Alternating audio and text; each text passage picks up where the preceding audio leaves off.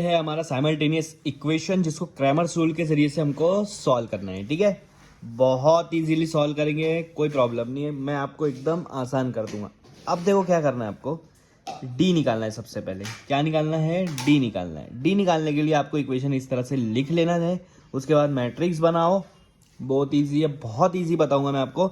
अब देखो x के पहले के यहाँ पे कुछ नहीं, मतलब 1 है, यहाँ 2 है, यहाँ 2 है, या -3 है। ये इधर का इक्वल टू के पहले वाला हमको d के उसमें लिख लेना है मैट्रिक्स में।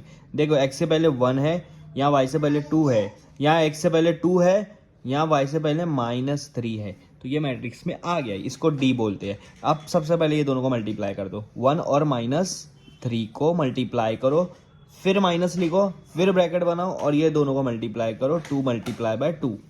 आया समझ में? 3 1 सा कितना होगा? 3 होगा, लेकिन माइनस इसलिए माइनस लगाऊंगा क्योंकि मल्टीप्लाई कर रहे हैं हम लोग। 2 2 सा कितना होगा? 4।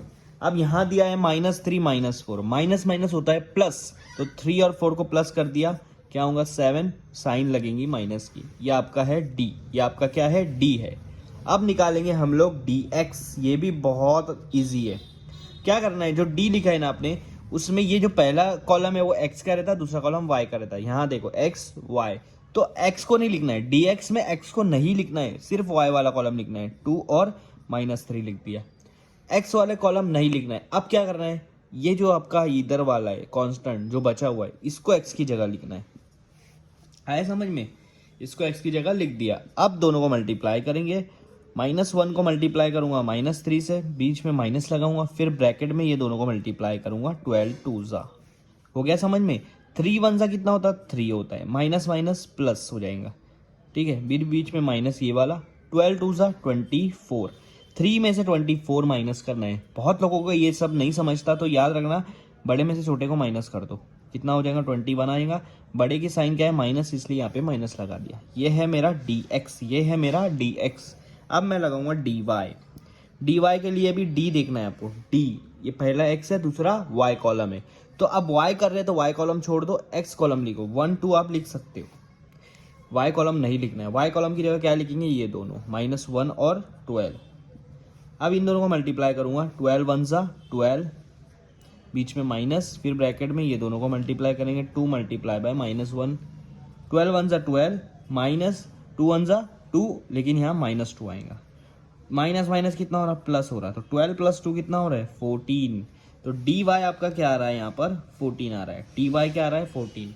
देख लो, डी कितना है? -7, डी एक्स कितना है? -21, और डी वाई कितना है? 14। ये आपको समझ में आया? अब आपको निकालना है एक्स वाई जेड, जो कि बहुत ईजी है। इसको मैं रफ कर लेता हूँ।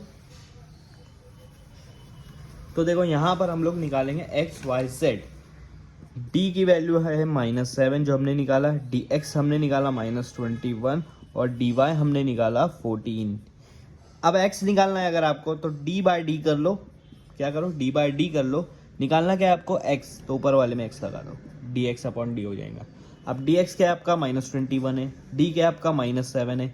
माइनस और माइनस डिवाइड में कट हो जाता है, आपके पास क्या बच रहा है? 21/7, जो कि आपका आंसर आएगा 3। 7 1 ज़ा 7 3 सा। ठीक है, y निकालना है, d अपॉन डी कर लो।